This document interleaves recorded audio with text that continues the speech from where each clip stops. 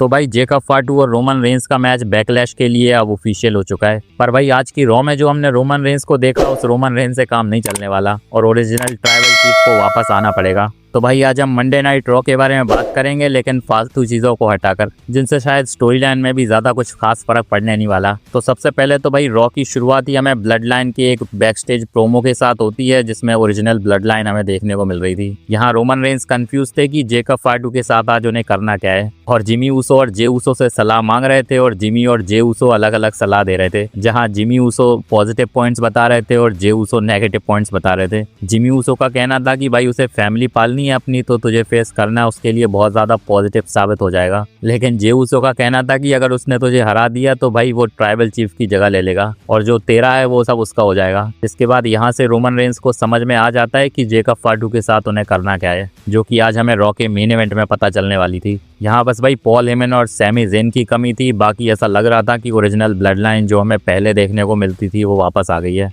Next raw को open करते हैं सेथ रॉलेंस और यहाँ उनका हमें एक प्रोमो देखने को मिलता है। सेथ रॉलेंस यहाँ पूरा ब्लेम डाल देते हैं अपनी रसलमेनिया की हार का और जो वर्ल्ड टाइटल उन्होंने विकेट करा था उसका ब्रॉन बेकर के ऊपर, और अब उन्हें आंसर चाहिए कि ब्रॉन बेकर ने उन्हें धोखा क्यों दिया। जिसके बाद पॉल हेमन, ब्रॉन बेकर भी यहाँ आते हैं और हमें एक अच्छी खासी प्रोमो वॉर देखने को मिलती है दोनों के बीच में। वैसे तो बहुत सारी चीज़ें मेंशन होती हैं, लेकिन ब्रॉन बेकर यहाँ भाई सेथ रॉलेंस की जो नकल उतार रहे थे वो बहुत ज़्यादा फनी लग रहा था। यहाँ ब्रॉन बेकर का कहना था कि भाई तू फालतू था, तुझे मेरी ज़रूरत थी इसीलिए तूने मेरा यूज़ करा, और मैं तेरे पास इसीलिए आया था क्योंकि मुझे पॉल हेमन चाहिए था। यहाँ वो खुद को बेस्ट भी बुलाते हैं, जिसके बाद सेथ रॉलेंस को गुस्सा आ जाता है और वो कहते हैं कि भाई प्रूव कर दे बैकलैश में कि बेस्ट कौन है। तो यहाँ बैकलैश के लिए चैलेंज कर दिया गया है और ये मैच भाई जल्दी ऑफिशियल भी हो जाएगा। बैक स्टेज से इसके बाद हमें दिखाया जाता है कि भाई स्टेफनी वकार के ऊपर लिव मॉर्गन और उनकी बंदियों ने अटैक कर दिया है। अभी ये अटैक इसीलिए करा गया था ताकि इंजरी एंगल दिखाकर स्टेफनी वकार को टाइम ऑफ दिया जा सके, जिसे बाद में जाकर माइकल कोल भी मेंशन करते हैं।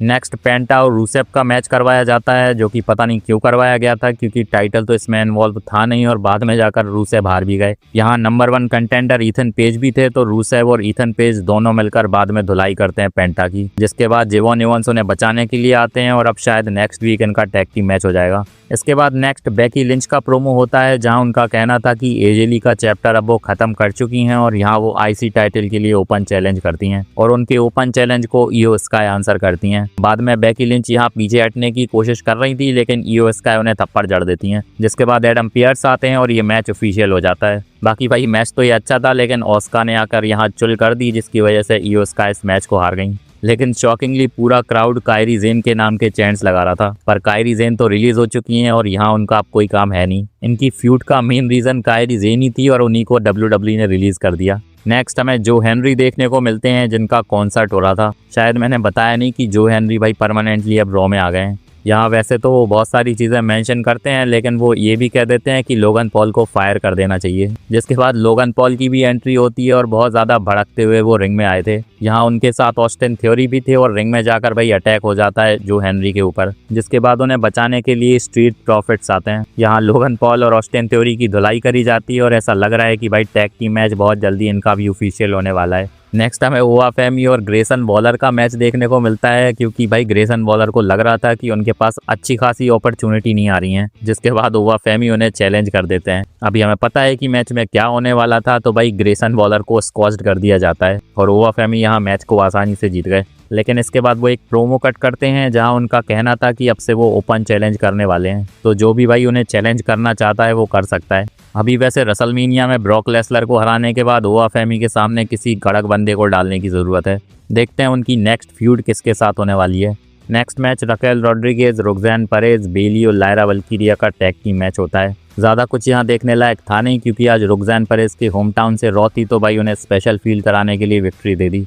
इसके बाद होता है रॉ का मेन इवेंट, जहां सबसे पहले एंट्री होती है रोमन रेंस की, जो कि पता नहीं क्यों भाई बिना ऊसोस के आए थे। शायद जो एंड में होने वाला था उसके लिए ऊसोस की ज़रूरत नहीं थी, क्योंकि वो होते तो काम खराब हो जाता। तो सबसे पहले तो रोमन रेंस कहते हैं कि भाई ये टाइटल जो बनाया गया था वर्ल्ड हेवीवेट टाइटल, वो उनकी शाइन को उनसे छीनने के लिए बनाया गया था, लेकिन जिसने भी इसे होल्ड करा है भाई वो कुछ खास कर नहीं पाया इसके साथ। लेकिन आज के टाइम पर ये टाइटल उनके पास है और रेसलमेनिया की नाइट 2 को मेन इवेंट कर चुका है, तो यहाँ उन्होंने टाइटल की औकात थोड़ी बढ़ा दी है। जिसके बाद जेकब फाटू रोमन रेंस को इंटरप्ट कर देते हैं और रोमन रेंस कहते हैं कि भाई हाँ, अब तो तूने डिसीजन ले लिया होगा कि तू ब्लड लाइन को ज्वाइन कर रहा है। लेकिन जेकब फाटू कहते हैं कि मैंने तो डिसीजन लास्ट वीक ही ले लिया था कि मुझे तेरा टाइटल चाहिए, तो ये फालतू का टाइम वेस्ट करने की ज़रूरत ही नहीं थी। जिसके बाद वो अपना हार्ड वर्क भी बताते हैं कि भाई मुझे सोलो सिकोआ लेकर आया था WWE में, क्योंकि तू तो मुझे भूल ही गया था। जिसके बाद रोमन रेंस कहते हैं कि भाई जो बंदा कप नहीं उठा सकता अपने हाथों से वो तुझे लेकर आएगा, और यहाँ वो मेंशन करते हैं कि भाई तू मेरी वजह से साइन हुआ था।